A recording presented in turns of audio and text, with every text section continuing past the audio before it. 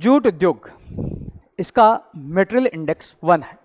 Material index जो हमने weber की थ्योरी में पढ़ा था, अमाई ग्रेटर देन 1, अमाई लेस देन 1, और ये मेटेरियल इंडेक्स इंडिकेट करता है आपका रॉ मटेरियल और फिनिश प्रोडक्ट का जो अनुपात है। तो अगर एमआई 1 है तो ये इंडस्ट्री रॉ मटेरियल के पास या मार्केट के पास कहीं भी स्थापित हो जानी चाहिए।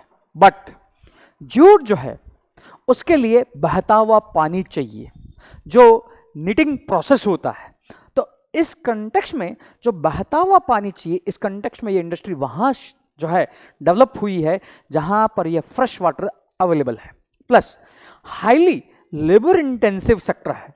तो जहां पर चीप लेबर अवेलेबल होगा वहां पर यह इंडस्ट्री जो है डेवलप हुई है। इस कंटेक्स्ट में जो ट्रेडिशनल रीजन रहा है वो आपका हुगली क्षेत्र कलकत्ता रहा है, और उसका कलकत्ता रहने का कारण, हुगली क्षेत्र रहने का कारण, एक और कारण हिस्टोरिकल भी है, जहां सबसे पहले इंडिया की जूट मिल 1854 में रिसरा यहां पर कलकत्ता के ऊपर वहां पर स्थापित की गई थी। तो यह जो सेक्टर है हुगली बेल्ट, वह जूट का प्रोमिनेंट सेक्टर है। तो यहां पर इसका अवस्थित होने का कारण क्या है?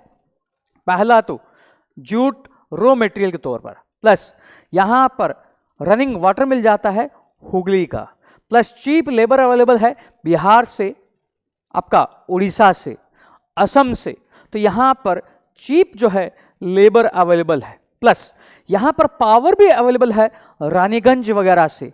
तो यहां पर पावर की भी उपलब्धता है, प्लस हिस्टोरिकल फैक्टर, जहां सबसे पहले ये इंडस्ट्री यहां पर स्थापित की गई थी। इस कंटेक्स्ट में यह उद्योग यहां पर जो है विकसित हुआ है। अब इस कंटेक्स्ट में हम पूरा अगर हिस्टोरिकल डेवलपमेंट, हिस्टोरिकल जर्नी को देखें जूट की, तो जूट की हम हिस्टोरिकल जर्नी को देखते हैं और इसके बाद हम देखेंगे इसकी शिफ्टिंग कि ये इंडस्ट्री कैसे कैसे शिफ्ट हुई है। तो जूट जो है हिस्टोरिकली 1854 में यह हमारे यहां इंडस्ट्री विकसित हुई है। और इसके अलावा जिस तरह एग्रीकल्चर का डेवलपमेंट हुआ था अमेरिका में और ऑस्ट्रेलिया में, जहां पैकेजिंग की डिमांड होने लगी, तो इस कंटेक्स्ट में एक्सपोर्ट मार्केट में इसकी डिमांड थी, इसकी डिमांड, प्लस जूट एक कैश क्रॉप है। और जिस तरह ब्रिटिशर्स इंडियन फार्मर्स से रेवेन्यू एक्सट्रैक्ट कर रहे थे, तो इस कंटेक्स्ट में इस कैश क्रॉप से रेवेन्यू मिल जाएगा फार्मर्स को। इस कंटेक्स्ट में जो गवर्नमेंट की रेवेन्यू पॉलिसी है उसने अट्रैक्ट किया था फार्मर्स को कि वो इस क्षेत्र की तरफ बढ़े। तो इस कंटेक्स्ट में यह जो जूट इंडस्ट्री का डेवलपमेंट इंडिया में चालू हुआ है।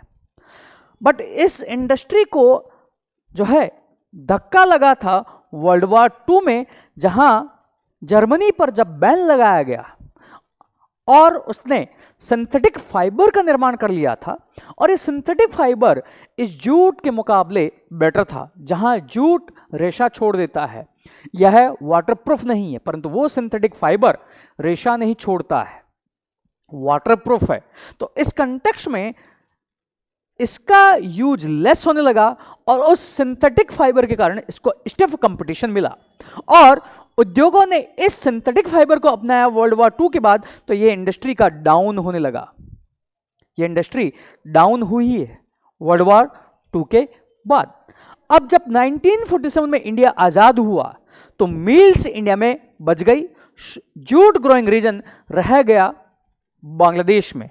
तो यहां पर कच्चा माल अवेलेबल नहीं था, कच्चा माल अवेलेबल नहीं था, और इंडस्ट्री यहां पर जो मैं इंडिया में थी उसमें तकनीक पुरानी थी, ऑब्सोलीट टेक्नोलॉजी। अब इस ऑब्सोलीट टेक्नोलॉजी में एक और फैक्टर हम जानते हैं, वर्ल्ड वॉर 2 में जब ये इंडस्ट्री डाउन हुई तो इस कंटेक्स्ट में इस जूट उद्योग के लिए जो मशीनें आती थी वो आती थी, आपका ये यूके है, तो यूके में एक जो है क्षेत्र है, शहर है डुंडी, वहां से। पर जब यहां से इस सेक्टर को डाउन होने लगा तो यहां पर डुंडी जो इन मशीन्स का निर्माण करता था, तो डुंडी का भी डाउन हुआ है।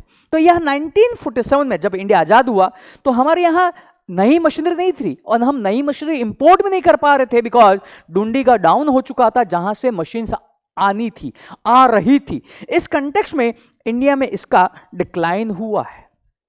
बट हम सस्टेनेबल डेवलपमेंट का जो हमारा कंसेप्ट है और इस कंटेक्स्ट में उन फाइबर्स को फोकस किया जाने लगा है, तो इस कंटेक्स्ट में जो नया कंसेप्ट आया है जियो टेक्सटाइल का, और जिस तरह जूट का वैल्यू इंटीग्रेशन हो रहा है और यह फैशन इंडस्ट्री की तरफ मूव कर रहा है, तो यह इस इंडस्ट्री का पुनः रिवाइवल चालू हुआ है, पुनः रिवाइवल चालू हुआ है और इसे अब एक सनराइज सेक्टर के तौर पर इंडिया में देखा जा रहा है।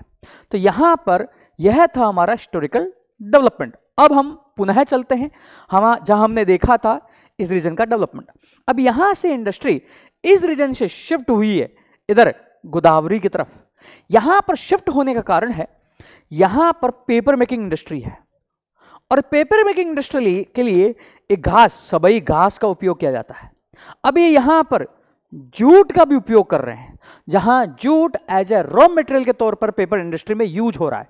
तो यहां पर इस कंटेक्स्ट में यहां पर ये जूट इंडस्ट्री जो है साउथ की तरफ, गोदावरी डेल्टा की तरफ जो है यह शिफ्ट हुई है, शिफ्ट हुई है। इसके अलावा यह उद्योग जो है इधर कावेरी डेल्टा की तरफ भी शिफ्ट हुआ है। इसके अलावा यह उद्योग शिफ्ट हुआ है अपर गंगा की तरफ, जहां पर चीनी उद्योग है, ऑलरेडी चीप लेबर अवेलेबल है, पर मेनली जो मोस्ट ऑफ द एरिया जो कवर हो रहा है जूट इंडस्ट्री का वो यही है। अगर हमें यूपीएससी क्वेश्चन पूछेगा तो यही पूछेगा जूट इंडस्ट्री और उसके लोकेशनल फैक्टर कौन से हैं, या हुगली जो रीजन है वह क्यों डेवलप हुआ है एज ए जूट रीजन के तौर पर, या फ्यूचर में जूट इंडस्ट्री का शिफ्टिंग कहां होगा या कहां कहां हुआ है इस रीजन से। तो इस तरह के क्वेश्चन यूपीएससी पूछेगा, यूपीएससी पूछेगा। तो यह इस तरह जो है हमें यह टॉपिक करना सिंपल टॉपिक है। जब क्वेश्चन पूछेगा यूपीएससी 10 मार्कर के कंटेक्स्ट में ही पूछेगा। नेक्स्ट हम जो है मेटल इंडस्ट्री जो है iron steel, world industry, Indian industry, उसको जो हम इस सीरीज में आगे कंटिन्यू करेंगे। आयरन स्टील के अलावा जो अदर है वह है aluminium, copper, zinc smelting, but वो छोटे टॉपिक हैं, यूपीएससी शायद ही उन पर क्वेश्चन पूछेगा।